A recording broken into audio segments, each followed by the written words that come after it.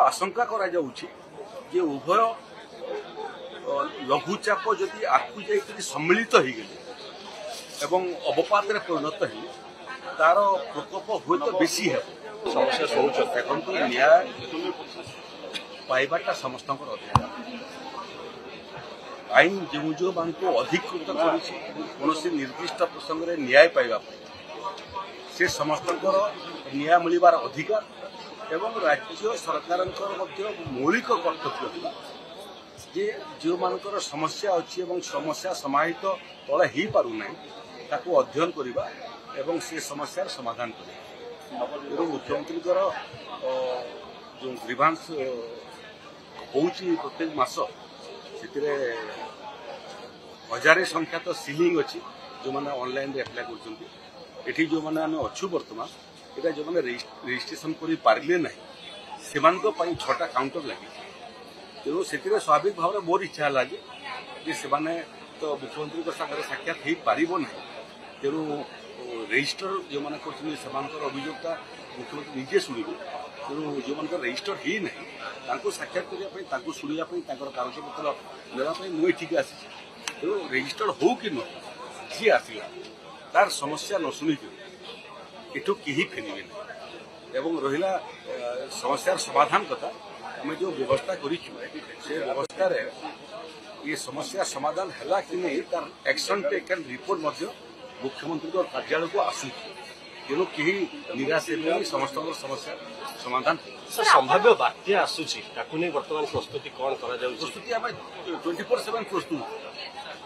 बात्या न आसिले भी प्रस्तुत बात्या आसिले भी प्रस्तुत आईएमडी जो पूर्व अनुमान लगे से पूर्व अनुमान प्रकृत में अंडमान पाखे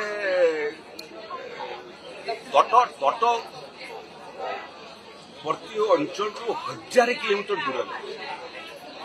एवं आउ गोटे घूर्णी बात्या सृष्टि लघुचाप तो है दुहे धीरे धीरे कर बढ़े पश्चिम मुखा हो पारती कि उत्तर पश्चिम मुखा हो पारती यहाँ आशंका करा जाउछि जे उभय लघुचाप जदि आकु जाई सम्मिलित हो गले एवं अवपात परिणत है तार प्रकोप हुए तो बेसी है किंतु प्राथमिक स्तर में बर्तमान सबुठारु बेसी आशंका थिबा राज्य है तमिलनाडु पर दक्षिण आंध्र प्रदेश परवर्ती अवस्था प्रभावित हो बहुत समय बात्या तार गति परिवर्तन करे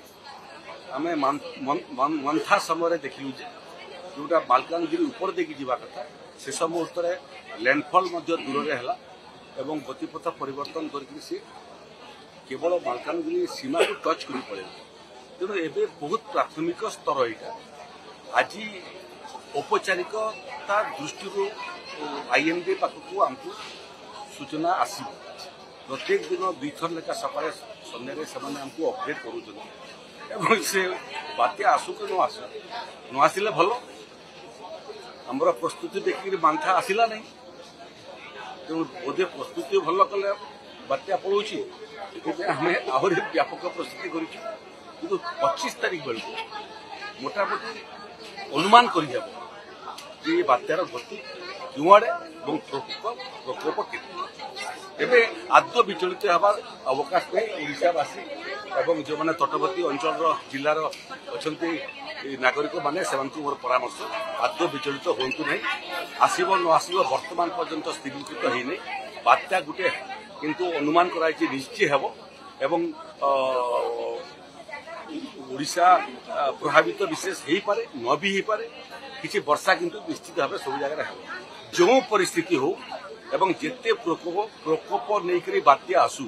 ओडिशावासी को मोर निर्भर प्रतिश्रुति आदौ विचलित हूँ नहीं आदौ चिंतित हूँ नहीं राज्य सरकार आपंकर रक्षा कवच भाया जो परिस्थिति हेले आपणकर एवं बात्या भितर राज्य सरकार राजस्व विपर्यय परिचालना विभाग पूरा बात्या एवं लोकों भितर दुर्बार भाया छिड़ा।